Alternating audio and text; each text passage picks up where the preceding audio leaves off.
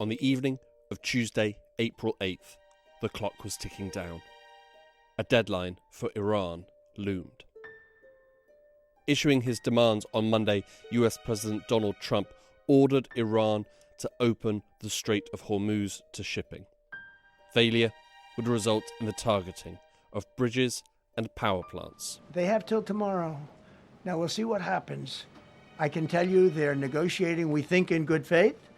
We're going to find out. We're getting the help of some incredible countries that want this to be ended because it affects them also. A lot of people are affected by this, but we're giving them till tomorrow, 8 o'clock Eastern time, and after that, they're going to have no bridges, they're going to have no power plants. Stone Ages, yeah, Stone Ages. There will be nothing like it, he wrote on social media, with plenty of exclamation marks. On the day of the deadline, he upped the ante, claiming that, quote, a whole civilization will die tonight, never to be brought back again. Gulf nations, like Qatar, who for the past month have been on the sharp end of Iranian missiles, urged restraint and a resolution.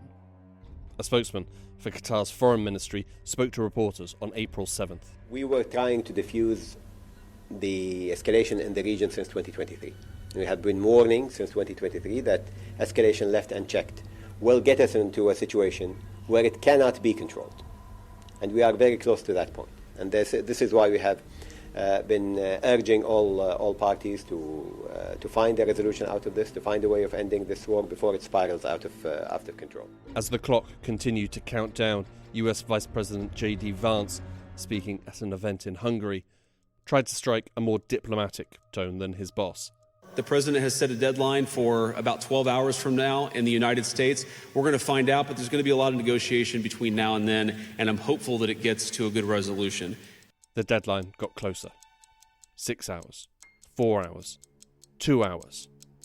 With just 90 minutes to go, it was announced that a ceasefire deal had been struck. Mediated by Pakistan, a 2-week ceasefire was announced, during which time further negotiations will take place and details are set to be finalised. Writing on social media with a lot of caps lock, President Trump claimed that the US, quote, have already met and exceeded all military objectives. On Iranian state TV, the news anchor, reading a statement from the Iranian Supreme National Security Council, was equally defiant in victory. To the honourable, great and heroic nation of Iran, the enemy has suffered an undeniable, historic and crushing defeat in its cowardly, illegal and criminal war against the Iranian nation. Both Iran and the US claimed victory. But in Lebanon, there were no celebrations. The ceasefire agreed between the US and Iran, despite earlier announcements to the contrary, seemed to only include those two countries. The war between Israel and Hezbollah, which reignited on March 2nd after a 15-month ceasefire, continues.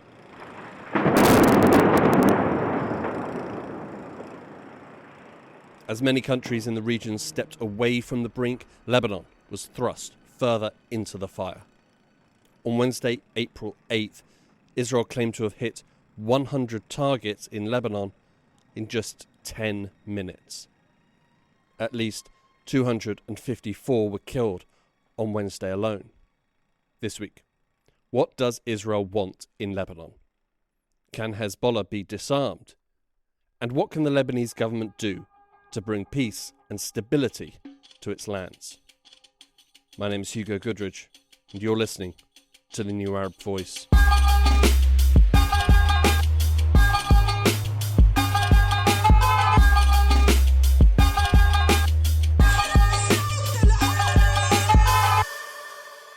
The US and Israel launched their war against Iran on February 28th. Iran responded with its own missiles and drones, targeting Israel, Gulf states, and US assets in the region. On March 2nd, the Lebanese group Hezbollah jumped into the fray. Allied to Iran, Hezbollah started by launching an array of rockets and drones from southern Lebanon at an Israeli missile defense site south of the city of Haifa. In statements that followed, Hezbollah described the attack as a, quote, legitimate defensive response. Israel responded. Airstrikes struck the capital Beirut and the towns and villages across the south of the country and the Bekaa Valley. What followed over the next month was tragically familiar. As Hezbollah launched rockets and drones across the border into Israel, they responded with airstrikes. In the south of Lebanon, Israeli troops invaded, and over the weeks, gun battles between Israeli invaders and small groups of Hezbollah fighters persisted. This latest war follows on from the war between Israel and Hezbollah in 2024. For Hezbollah, that was a highly costly fight. Not only were many from the group's leadership killed, including the longtime Secretary General Hassan Nasrallah, but also the group's military sites and rocket and missile launchers were severely degraded. Technically, that war ended in a ceasefire between the two sides. But in reality, Israel never stopped attacking the group. Even with the ceasefire, Hezbollah's military sites and its leadership were continuously targeted by Israel. With the start of the recent conflict between the two sides, attacks have ramped up. But given the battering that Hezbollah took last time, how has the group changed? Well, the main change is that Hezbollah in this war has been unable to reach deeper into northern Israel or central Israel in the way that it might have been able until 2024, when it lost much of its missile arsenal. This is Yazid Sayer, Senior Fellow at the Malcolm H. Kerr Carnegie Middle East Center in Beirut. And so most of its rocket attacks now and drone attacks, which I think it's important to remember, are focused on the northern part of Israel, the border communities and targets, military targets and others in that sort of border area, alongside with very small unit fighting in southern Lebanon, where Israeli ground forces have crossed the border. The war of 2024 was hard for Hezbollah and costly. Today, they typically can't fire projectiles as far as they once could. And after the war of 2024, it would have been anticipated that Hezbollah would have struggled to mount a persistent resistance to Israel. And yet, Israel continues to face fierce opposition. And that's more, I think, than most Israelis were expecting Hezbollah to be able to do at all after the major defeat in 2024, but also given the current rate of fire by Israeli forces in Lebanon, it does seem surprising that Hezbollah has been able to maintain this level of rocket and drone attacks. According to reports, Hezbollah has reverted to something called the Mughniya doctrine, after Imad Mughniya, a key co-founder of the group that was killed by the CIA and Mossad in 2008. In effect, this is a greater reliance on smaller, more mobile units, launching surprise attacks and deploying guerrilla-style tactics. These are the same tactics used by the group in their 2006 war with Israel. Israel claimed back in 2024 to have destroyed something like 80% of Hezbollah's missile arsenal. But that was estimated at something like 150,000 rockets and missiles of different types. And if we assume there's 20% of that left, then you're talking about 30,000 various kinds of rockets and missiles. Hezbollah could keep up a rate of 200 strikes a day or rockets a day quite easily then for a pretty long time. The revised tactics, combined with continued rocket and drone attacks, have made Hezbollah, despite the setbacks of 2024, a costly thorn in the side of the invading Israeli army. But however successful Hezbollah is performing on the battlefield in Lebanon, they will never be in any sort of position to launch a ground assault against Israel. It's questionable if they could even push Israel's invading army back from Lebanon's borders. So what do they want? What are their objectives? Hezbollah's first goal is to emerge from this war intact, or at least to survive this war with enough capability and credibility as a fighting force to be able to prevent either Israel imposing terms on Lebanon, which would involve complete disarmament of Hezbollah, but also to be able to confront any Lebanese parties pushing for Hezbollah's disarmament or even marginalization in domestic Lebanese politics. So I think that's probably, in a way, Hezbollah's primary goal, even if the reason it entered the war was in support of Iran. Hezbollah is, as Iran was, facing similar situations. They can't win by destroying Israel or the US. They win if they can survive. And for Hezbollah, if they can survive, then it will also serve as firm evidence for their necessity as a military force in Lebanon. I think there's a sense of preempting what may follow, which is increased Lebanese demands from the rest of the communities, from the government, for its disarmament. If Hezbollah's objective is to survive, what about Israel? What do they want from this war? To start with, Iran. What Israel wants is for the Iranian regime to fall, for sure. That's definitely what they would like to happen. They would like there to be a different regime in place, a government that is very pro-Israel. That is what they would fantasize about. This is Meirav Zonshine, senior analyst on Israel for the International Crisis Group and a contributing opinion writer for the New York Times. But I think what they very quickly, and specifically Prime Minister Netanyahu very quickly understood, is that decapitating the leadership and bombing them profusely is not enough to make the regime fall. So he has been talking about, which is much of what the Netanyahu doctrine looks like everywhere in the Middle East where Israel strikes, which is degrading capabilities and basically trying to push back the military capabilities of the adversary. So in this case, he's talked about dismantling or destroying or severely damaging the nuclear capabilities of Iran, the ballistic missile capabilities, and he has talked about creating the conditions for regime change, which is just a fudgy way to say we're not actually going to achieve regime change, so we're going to try to create the conditions. Iran has certainly lost a lot of its military assets during this war, namely missile launchers and stockpiles. During the last 4 weeks of the conflict, we have seen US and Israeli planes effectively operate with complete freedom in Iranian skies. There was the F-15 fighter jet that was shot down on April 3rd, and there were a couple of other incidents where Iran did manage to inflict damage, but these efforts are far outweighed by the hundreds of attacks that the US and Israel have launched against Iran without facing any real danger.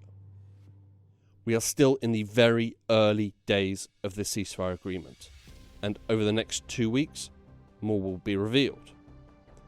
But currently, the suggestions are that Netanyahu would have preferred to have continued with the war.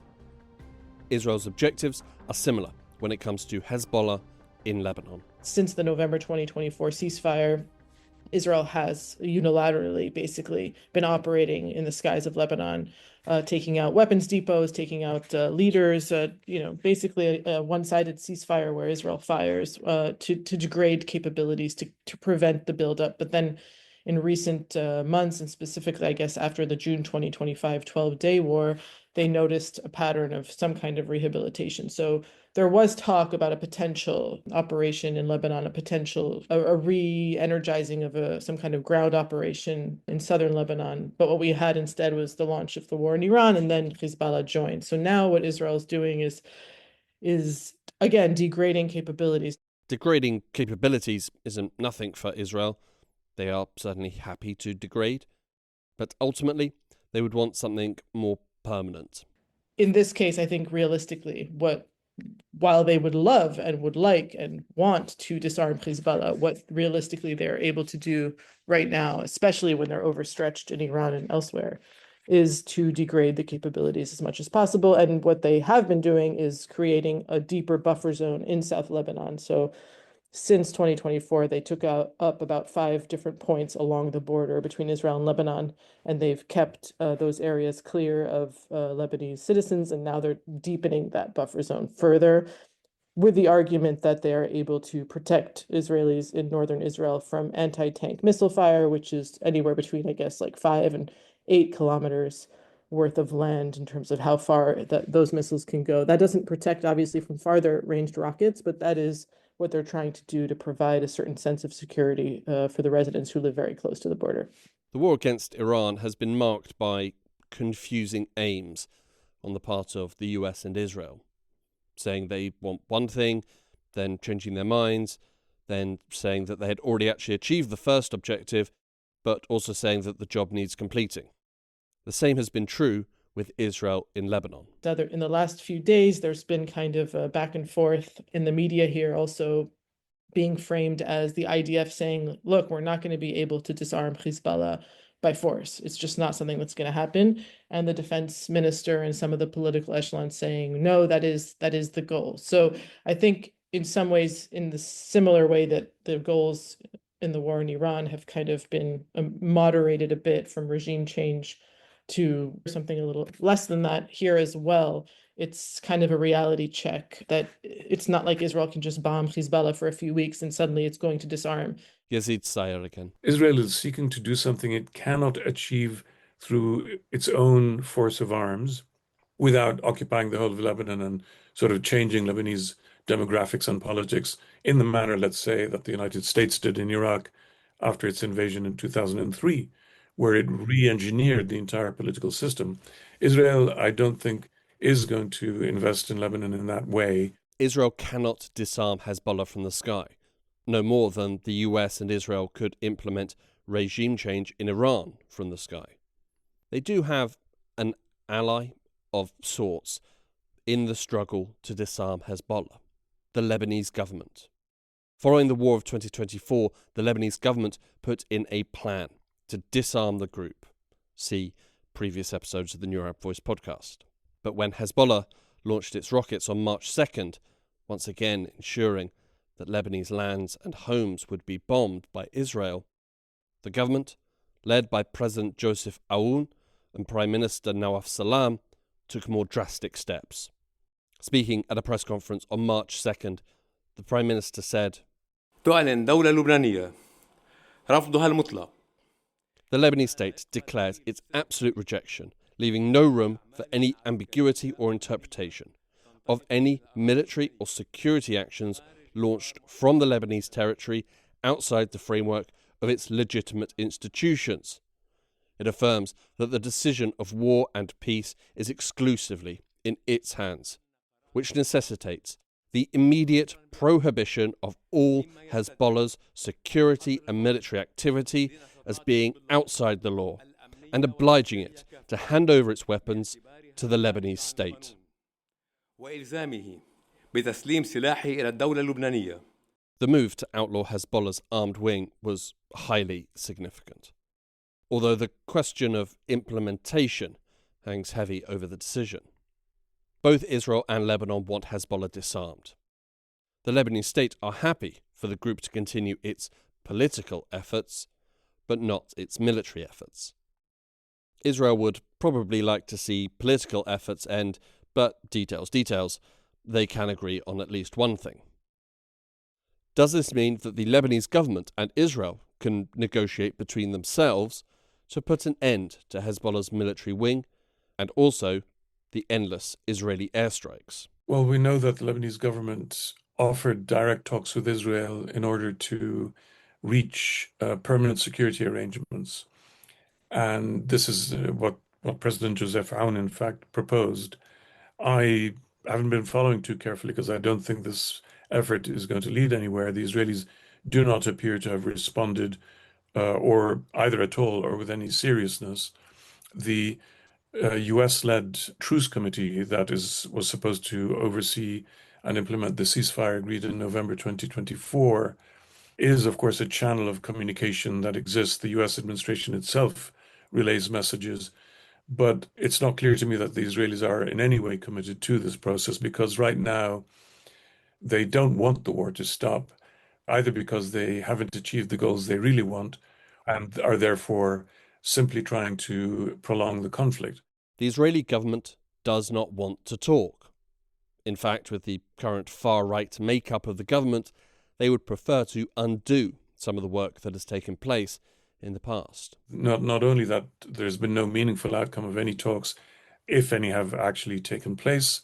We've got the Israeli, I think it was Defense Minister, threatening to cancel the maritime agreement demarcating maritime borders between Israel and Lebanon of 2022. So if anything, we see a regression there. I just don't think that this is what's going to be part of ending the war. Israel may come away at the end saying, okay, we're going to extract permanent security arrangements, but I think this is not something that the Lebanese government can offer in a way that is credible enough for the Israelis to accept, nor does it meet what the Israelis really want to do in Lebanon and in the wider region. Israel won't talk to the Lebanese government about Hezbollah. And what's very frustrating, I think, for people who work towards diplomacy and end of war is that there is an offer on the table, no matter how, feeble it might be, by the Lebanese government to enter diplomatic negotiations with Israel over what to do. And Israel has simply not responded in any way to those. Might the Lebanese government be able to talk to Hezbollah directly? I would argue that the Lebanese government doesn't have what you might call leverage over Hezbollah, since the threat of the use of force through the Lebanese army. So it's not a threat that the Lebanese government wants to deploy, because the Lebanese government, and I think rightly, sees that any talk of the use of force simply increases the risks of civil strife, if not civil war, within Lebanon. The disagreements between Hezbollah and the government are fundamental. The government says disarm. Hezbollah says no. Israeli actions prove why they must be armed, while the government argues that Israeli actions are in response to Hezbollah being armed. In all likelihood, to create the conditions for Hezbollah to disarm, Israel would have to end its military action, at least in Lebanon. But Israel is unlikely to stop while Hezbollah is armed, and if the Lebanese state sought to use force to disarm the group, the risk of a civil war and a return to the appalling sectarian violence seen throughout the 70s and 80s is a real fear. There's also a big fear, certainly in the Lebanese Army Command and on the part of its commander-in-chief, the Rudolf Heikel, that if the Lebanese army is ordered into direct action against Hezbollah, it may suffer splits and defections within its ranks. And this is something that has happened in a major way twice in the past, certainly in the 1970s and again in the mid-1980s. So I don't think leverage is actually what Lebanese government can exert. It has nonetheless set new political benchmarks or milestones in banning Hezbollah's military action and demanding that it surrender its weapons. So this, I think, starts to set a new stage for future political talks. And this is probably why Hezbollah has actually downgraded its official channels with the Lebanese government. Its interlocutor, its official representative who engaged with Lebanese government agencies in the past, has now stepped down from that role, as I understand, or been moved to something else. And basically Hezbollah is saying, we're not talking. I don't think that there's any direct process. It has been argued that the Lebanese army should meaningfully and purposefully deploy in the area between the Litani River in the south of the country and the border with Israel. This is an area that has traditionally been occupied and used by Hezbollah forces. So as to assert the control of the Lebanese government in that area and therefore block the deployment of Hezbollah there.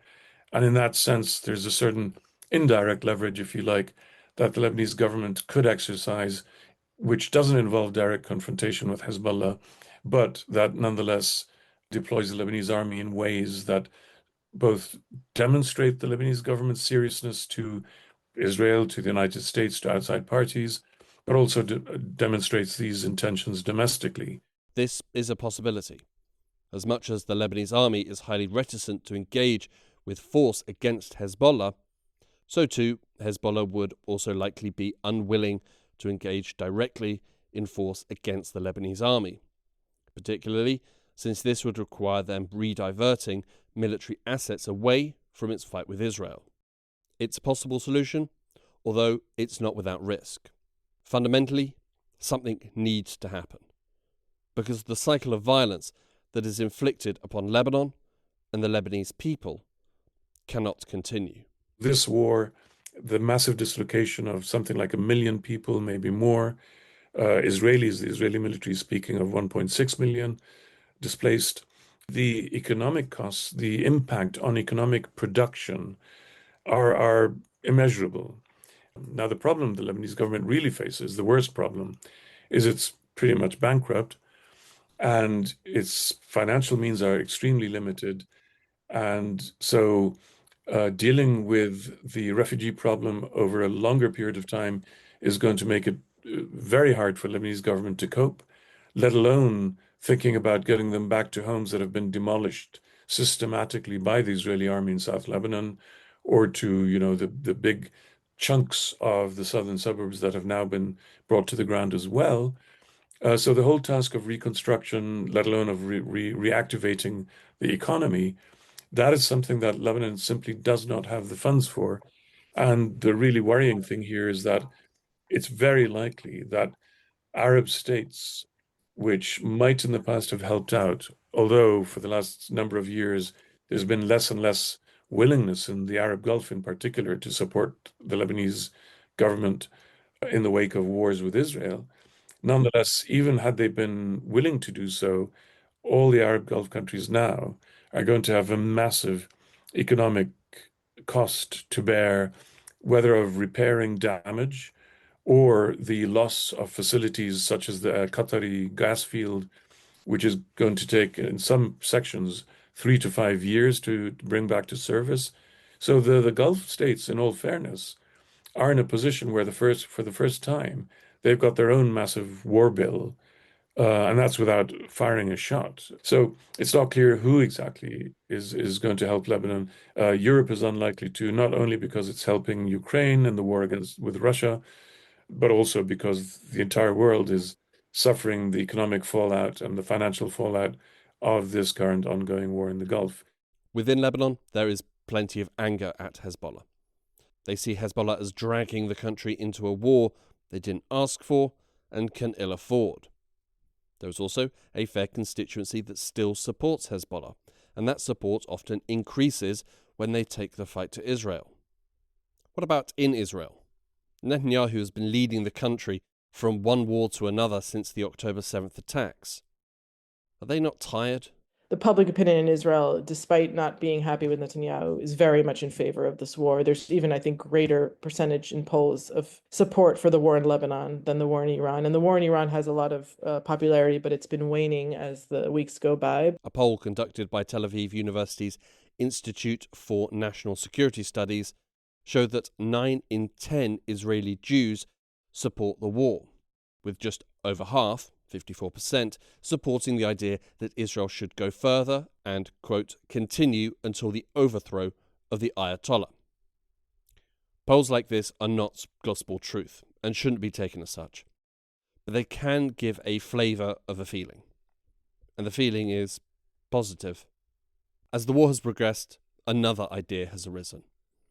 It's not a new idea, but it's one that is worth keeping an eye on. But in terms of kind of the greater Israel annexation of Lebanon, I mean, the army claims that it's strictly a security buffer zone and that it has no other plans. There's, of course, there are, a minority of extremists who have and continue to try to go into Lebanon and kind of, settle in certain places. This is something that's very, very fringe and very, very marginal.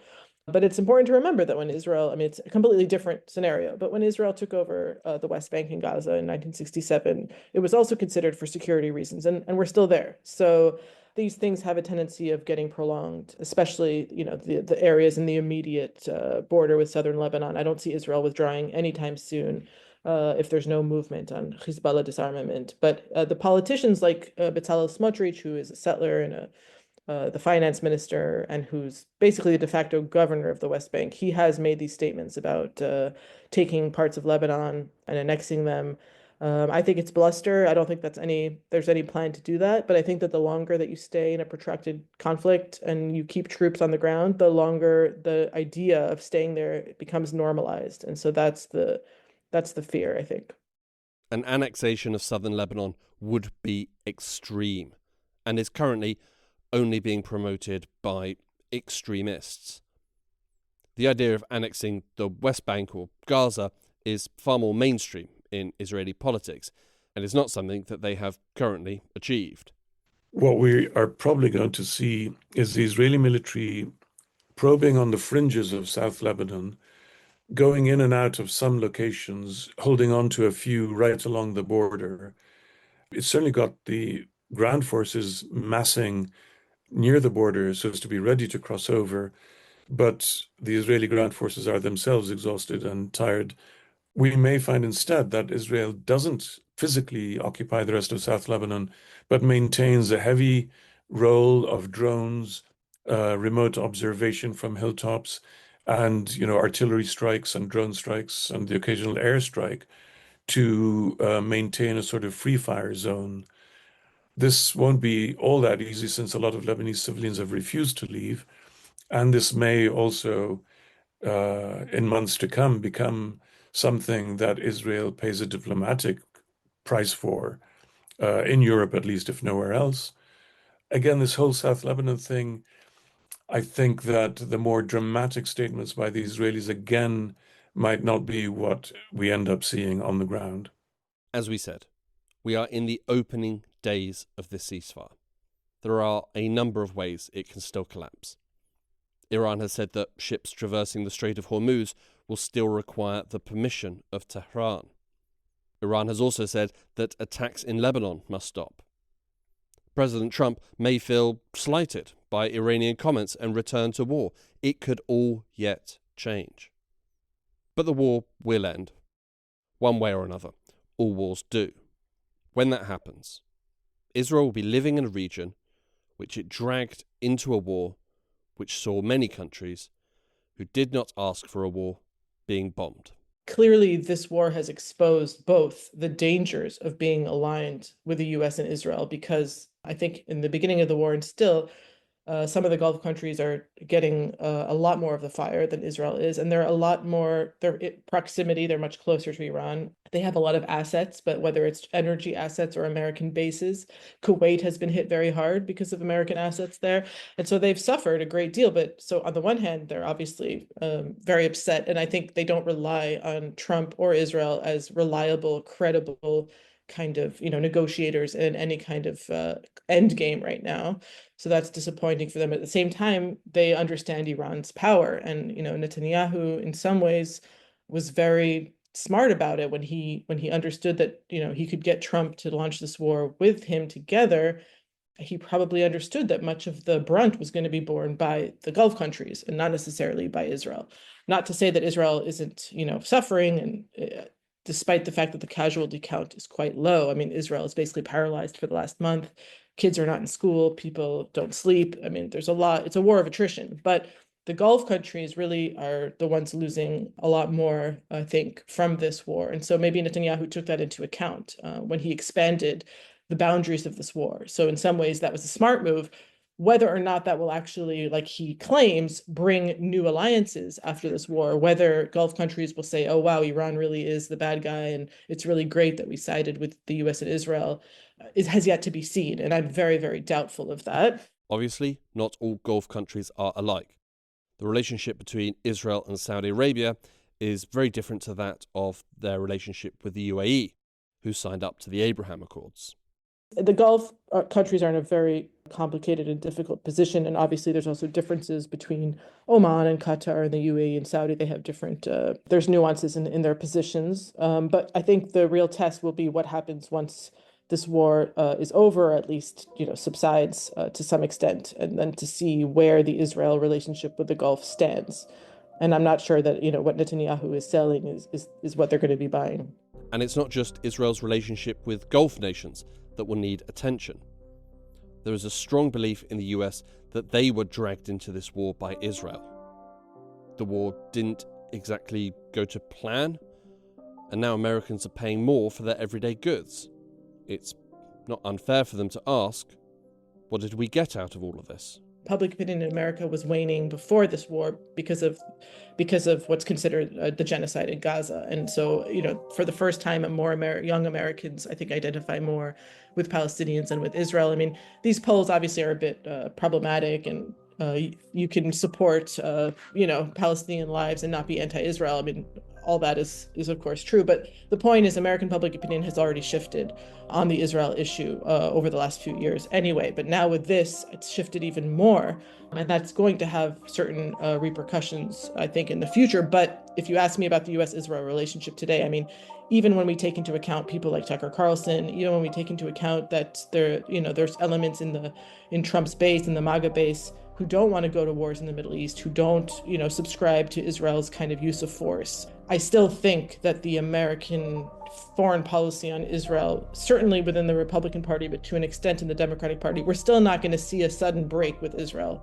I still think that's a ways away. Again, things are rapidly changing on a grassroots level. Things are changing in the Democratic Party. So this current war is accelerating that for sure. But whether you're actually going to see like a top-down change, I don't think that's necessarily going to happen anytime in the next, months or years.